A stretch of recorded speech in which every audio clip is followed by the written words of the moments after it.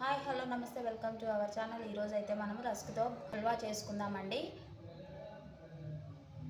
రస్కులు ఒక 6 తీసుకున్నామండి. దీన్ని సెమీ కోర్స్గా ముక్కలుగా చేసుకుందాం. మరి ఫైన్గా పౌడర్గా చేసుకోవద్దు. ఇలా అన్ని ఈవెన్గా ముక్కలుగా చేసుకోవాలండి. ఓకే, లెట్స్ ప్రాసెస్లోకి వెళ్దాం. 2 యాలకులను తీసుకొని కచ్చాపచ్చాగా దంచి పెట్టుకుందామండి.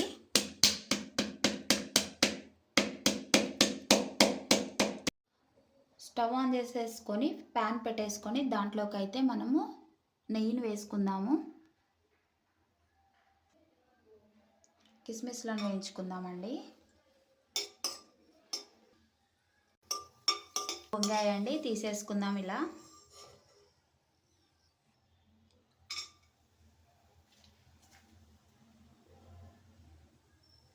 కాజును కూడా వేసేసుకుందాం. బాదం వేయించుకొని తీసేసుకుందాం ఒక గిన్నెలోకి. ఎర్రగా వేగాయండి. అదే ప్యాన్లోకి ఈ బ్రెడ్ ముక్కలు, రస్క్ ముక్కలు అయితే తీసుకుందామండి. లో ఫ్లేమ్లో మాత్రమే వేయించుకోవాలండి. హై ఫ్లేమ్లో పెడితే మాడిపోయే ఛాన్సెస్ ఉంటాయి, అందుకనే ఫైన్గా వేయించుకోవాలి. ఓకే అండి, వేగాయి. ఒక బౌల్లోకి తీసుకుందాం.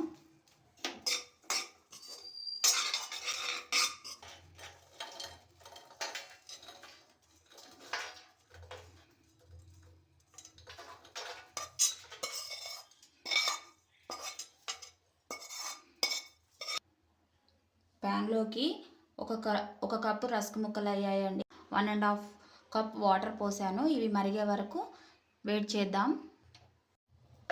నీళ్ళైతే మరుగుతున్నాయి. దాంట్లోకి 1.5 కప్పు వాటర్ తీసుకున్నాం కదండి. 3/4 కప్పు చక్కెరను తీసుకుందాం.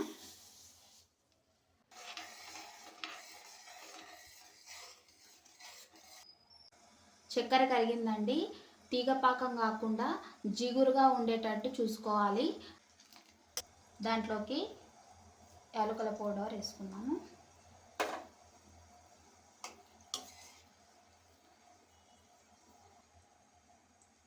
ఈ రస్కులలో చక్కెర ఉంటుంది కాబట్టి చక్కెర తగ్గించే వేసుకోవాలి. ఒక కప్పుకి 3 వంతుల చక్కెర వేసుకోవాలండి. అంటే ఒక 3/4 కప్పు అనమాట. దీంట్లో ఆల్రెడీ చక్కెర ఉంటుంది కాబట్టి మీకు ఇష్టమైతే 1కి 1 కప్పు వేసుకోవచ్చు. నేనైతే 3/4 కప్పు మాత్రమే వేసుకుంటున్నాను. ఈ పాకంను జిగురు వచ్చే వరకు చూసుకోవాలి. ఇంకొద్దిసేపట్లో వచ్చేస్తుందండి. ఇలా జిగురుగా రావాలండి. ఇప్పుడైతే రస్కులను వేసేసుకుందాం.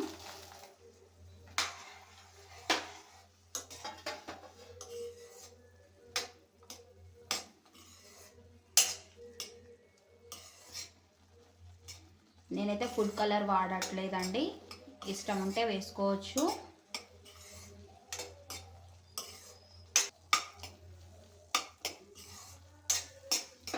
చాలా టేస్ట్గా ఉంటుంది. బ్రెడ్ హల్వా కంటే కూడా ఇది చాలా రుచిగా ఉంటుంది. ఒకసారి ట్రై చేసి చూడండి. దీంట్లోకి వేయించి పెట్టుకున్న జీడిపప్పు, బాదం, కిస్మిస్లను వేసుకుందాం. ఈవెన్గా కలుపుకుందామండి.